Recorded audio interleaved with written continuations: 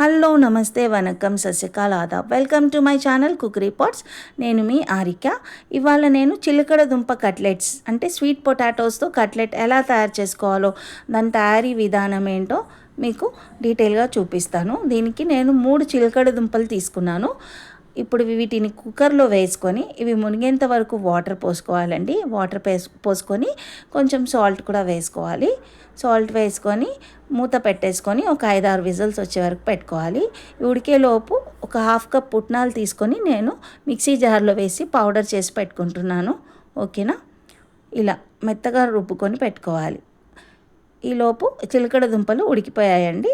ఇప్పుడు వీటిని తొక్కు తీసుకొని ఒక స్పూన్ సహాయంతో కానీ ఒక మ్యాషర్ సహాయంతో కానీ ఇలా మ్యాష్ చేసి పెట్టుకోవాలి. తర్వాత నేను ఒక 3 సన్నగా తరిగిన ఉల్లిపాయలు, ఒక పచ్చిమిర్చి, పుదీనా, కొత్తిమీర అన్నీ ఫైన్గా చాప్ చేసి పెట్టుకున్నాను.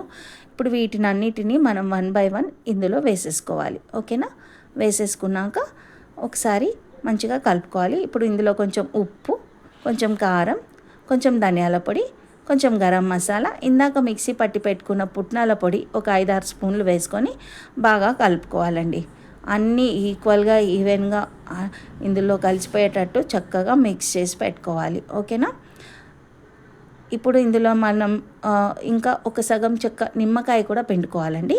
పిండుకొని మళ్ళీ ఒకసారి మిక్స్ చేసి పెట్టుకోవాలి. ఓకే, ఇప్పుడు ఈ మిక్స్ చేసి పెట్టుకున్న మిశ్రమాన్ని చిన్న చిన్న లడ్డూల్లాగా తీసుకొని కొంచెం కొంచెం ఇలా కట్లెట్స్ లాగా ఒత్తుకోవాలి. సైడ్స్లో బ్రేక్ అవ్వకుండా రౌండ్ షేప్లో వచ్చే వరకు మంచిగా ఇలా ఒత్తుకోవాలి. ఈ చిలకడ దుంపలు తినడం వల్ల చాలా బెనిఫిట్స్ ఉన్నాయండి.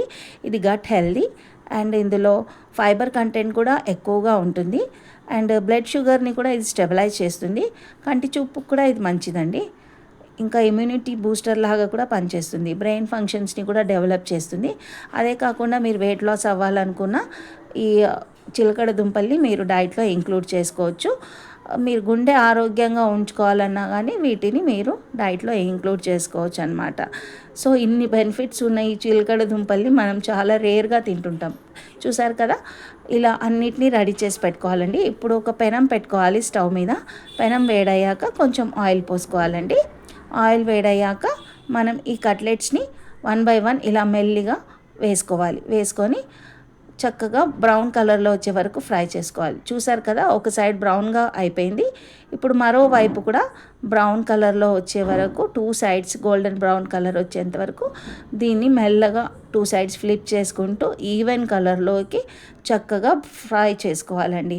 అంతే, tasty and easy cutlets ready అయిపోయాయి. దీన్ని మనం సర్వింగ్ ప్లేట్లోకి సర్వ్ చేసుకుందాం. ఓకేనా, చూసారు కదండి, టేస్టీ అండ్ హెల్దీ చిలకడ దుంప కట్లెట్స్ రెడీ అయిపోయాయి.